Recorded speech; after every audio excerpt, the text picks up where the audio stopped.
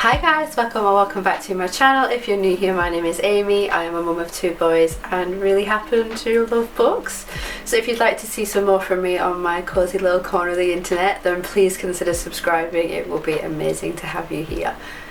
So when this video goes up, it will be the 1st of January 2025. So happy new year. I hope that 2025 brings you everything that you wish for and you are happy and healthy.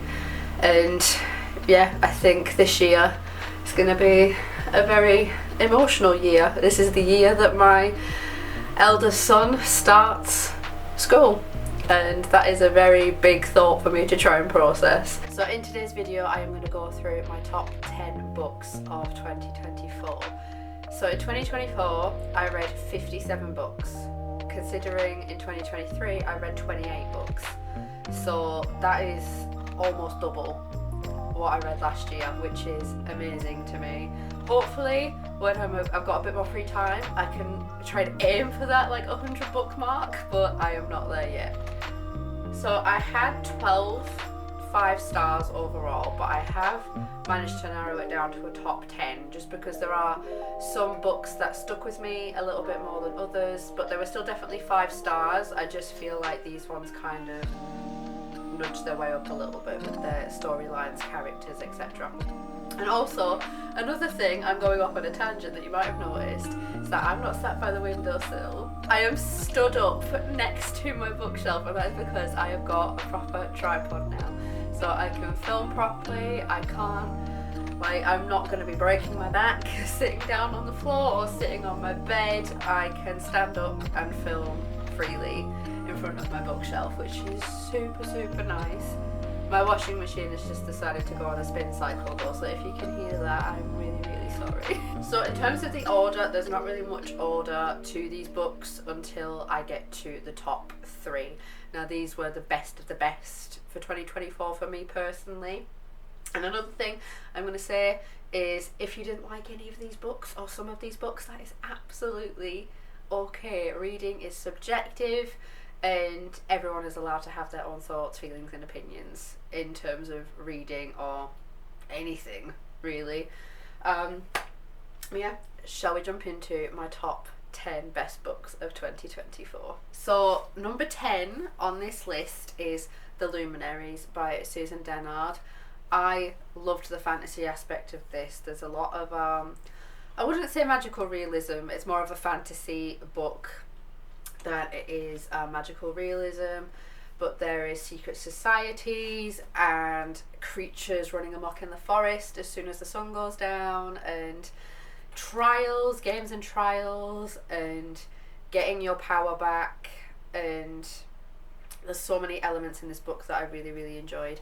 And our FMC Winnie is so sweet. I sympathise with her so much because her and her family are shunned and they are seen as outcasts, and she's this very quiet, meek girl who wears glasses and isn't seen as one of the cool kids. One, because she's an outcast, and 2, she looks very normal compared to everyone else. And wearing glasses myself and being quite meek and shy, I relate to her quite a lot, so I found it so relatable. So this is the first book in the Luminaries trilogy, and I do have 2 other books down there which are part of the trilogy, so I'm very excited to jump back into this world. I'm probably going to reread this and then read The Hunting Moon and The Whispering Night, which are books 2 and 3 in this series. So The Luminaries at number 10. Number 9, we have got That Time I Got Drunk and Saved a Demon by Kimberly Lemming. This book was so much fun, you guys. I adored it. There is a lot of smut in it. A lot. I've never used the C word, profanity, used so many times in a book. I've never seen it used so much, which is part of the reason why it's not in my top 3. But I had so much fun with this book. It's a very short fantasy smut novel. Is it a novel? It's just over 250 pages, so it's a little novella. Anything under 300 pages I think is considered a novella.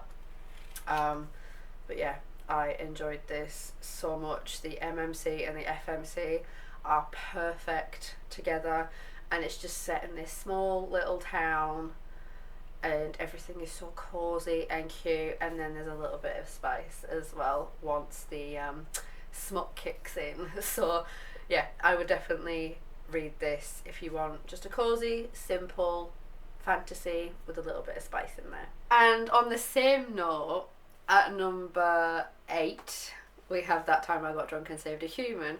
So this is kind of the opposite way around. So rather than this being written from the FMC's point of view and the FMC saving the MMC, this is the MMC saving the FMC.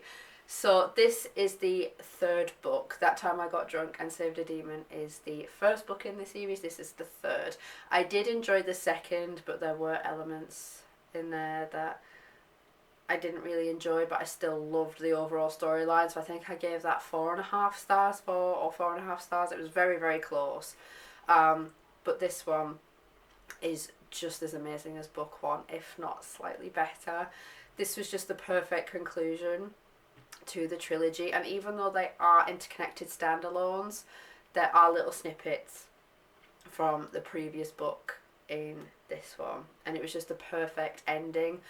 But now I want more. I really wish that Kimberly Lemming would write more in this world, and yeah, Kimberly, if you're watching this, I doubt it, but if you're watching this, please write more books like this, because I just am obsessed with this series. I'm so sorry if I'm coughing and spluttering. My youngest son decided to bring home a cold / chest infection from nursery, so all of us have been coughing and spluttering and trying not to die. So I'm sorry if I sound a bit hoarse, but I want to get this video done. So coming in at number 7, I don't actually have a physical copy of this book because I lent it from the library, but I do really want to get a physical copy because, have you seen this cover? It's Echo North by Joanna, Ruth, Meyer. This is a lot of magical realism based on, I think it's Beauty and the Beast, but this gives me all of the winter feels, and just the love story, the fantasy story, the relationship that the 2 characters develop over time is just so beautiful. The little twists and turns are just absolutely stunning, and I really want to pick this book up so I can read it again because it was so magical. I read it in about 48 hours, I think, and you just get introduced to so many different characters, and you build that kind of relationship with them yourself as the reader, and you see relationships develop. You kind of want to be a part of that world, and you feel all of these emotions towards them, and yeah, it's just such a beautifully written book. Storyline, characters are written perfectly. I would recommend it to anybody. So number 6 is actually a reread for me. I read this once a few years ago, and then I reread it again this year, and it is 5 stars, no questions asked. This is a graphic novel, and it is The Crow by James O'Barr. This is a very emotional read, to say the least, and it is the basis for the 1994 film, The Crow. It's one of my it's my favourite film of all time, and I can't remember the release date. I think it's 1994, but it was in the 90s when it was released, and this is what it was based on. So this gives such a good commentary on grief and the feelings and thoughts you have when you are in the depths of grief and thinking that maybe you could have done something different. Is there anything you should have changed? Like,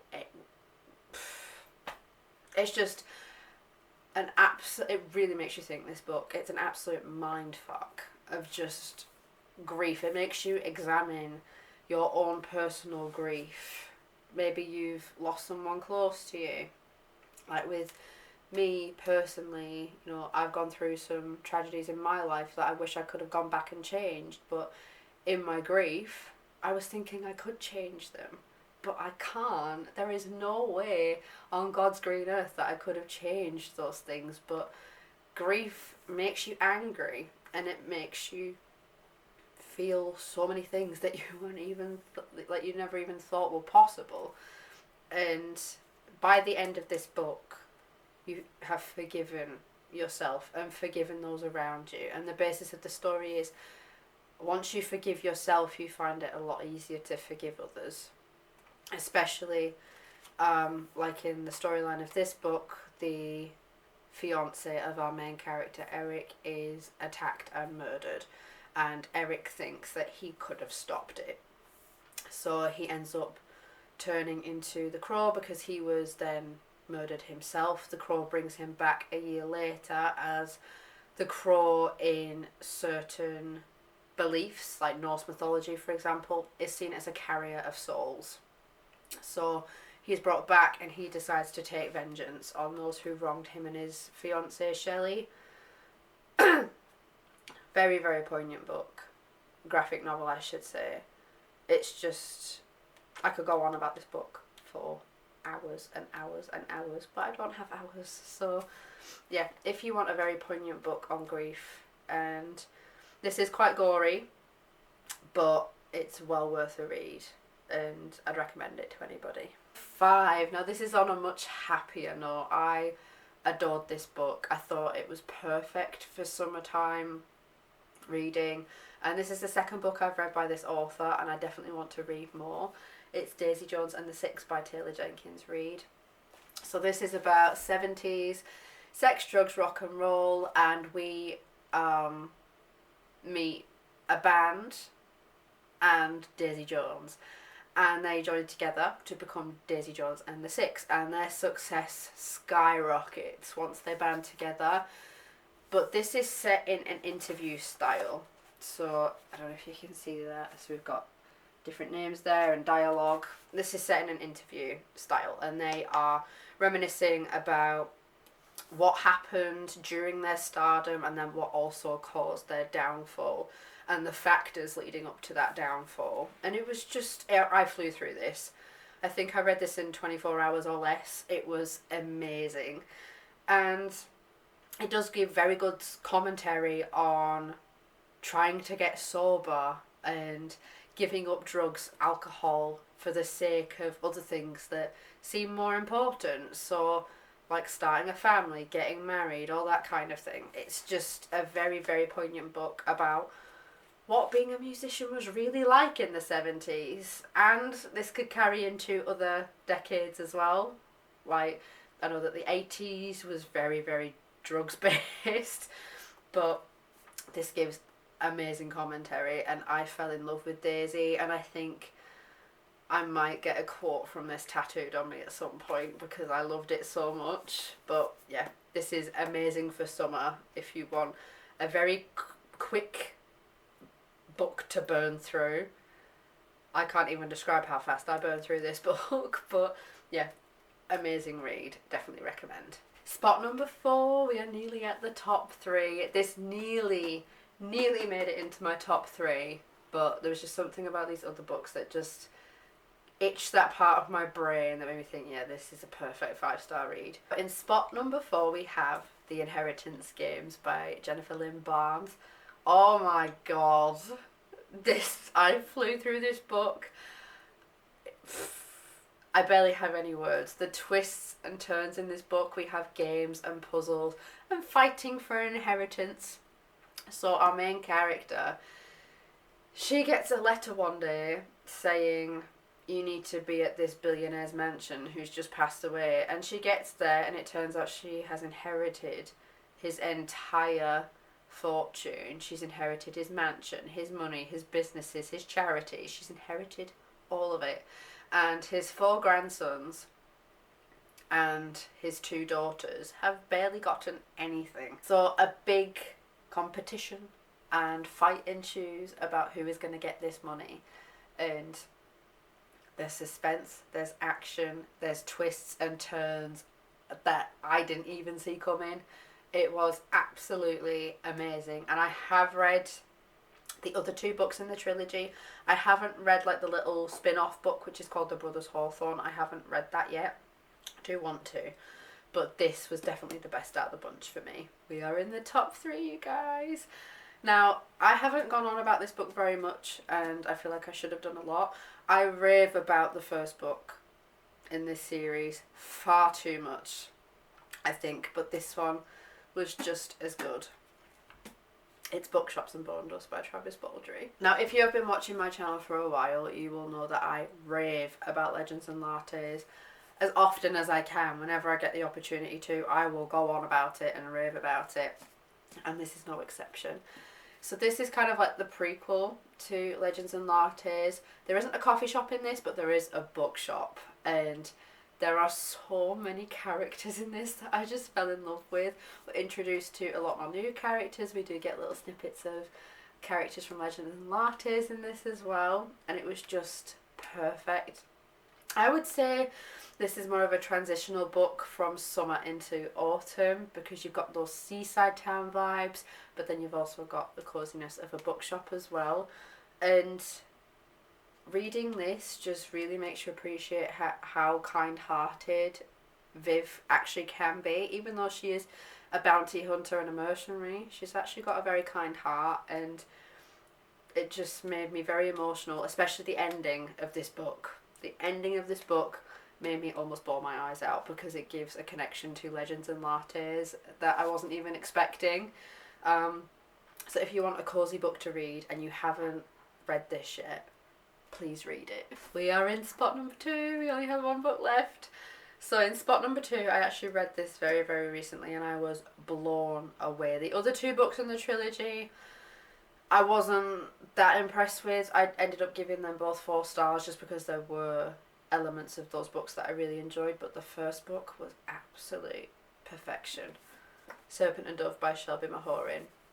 Witch and witch hunter have to get married, and it's true enemies to lovers, but the banter in this between Louise and Reid, oh my gosh, I was in stitches, kicking my feet laughing at this. And just the suspense in this as well, because Reid is a witch hunter. His job is to kill witches if he finds them, and Louise has been hiding her identity as a witch for so long, and now she is having to sleep in the same bed as this witch hunter. The suspense in it is absolutely phenomenal, and as you can probably guess, they do end up starting to like each other a little bit. If you want to see my full opinions on the series, I do have a reading vlog on my channel, reading every single book in the series, but I don't think you should just take my word for it. I think you need to pick it up and read it yourself if you haven't already. We are at the number 1 spot. Now, I haven't mentioned this book in a while, but this is the book that has stuck with me the most, and I think about almost daily. I know that some people didn't like it, and that is absolutely okay, but I thought it was absolute perfection, and I definitely want to read some more from this author. The Invisible Life of Addie by V. Schwab. This book made me laugh, it made me cry, it made me want to just curl up in a ball and go to sleep and forget the events of this book ever happened. I felt so many feelings reading this book, but it is the book that I think about the most. I read this in March, I think, February or March, and I think about it every day. And the ending of this book made me sob. I was sobbing in front of my husband, and he thought something, you know, very, very wrong had happened, and in my world it had, because the end of this book, it's not the ending you expect. And I was rooting so hard for Addie. I just wanted her to have a normal life, and you know, this does give the impression of you be careful what you wish for, because what you wish for you might not always like if it comes true. Yeah, this was just absolutely perfect, and I really want to reread it. I might try and reread it next year if I can, but if you haven't read it, go and read it, please. So that was my top 10 list for the year 2024. I cannot actually believe that 2024 has come to an end. Like, I remember us starting 2024, which was very, very strange, because we didn't stay up to see the countdown because we had a newborn at the time and we were all very, very sleepy. But this year we're starting it out with a bang, and I cannot wait to see what 2025 brings for my reading goals. I want to try and aim for 70 books in 2025. So I'm holding myself to that. I want to read 70 books, and fingers crossed I can reach that goal. So please let me know what your top 3 books were in the comments if you've read an insane amount of books that it feels like I have this year. I feel like all I've done is read, and that's fine with me. But yeah, please leave your favourite books of the year in the comments below, and I'm going to wrap this video up here. So I hope you guys have a very safe and healthy entry into 2025, and I will see you very soon in another video. Bye!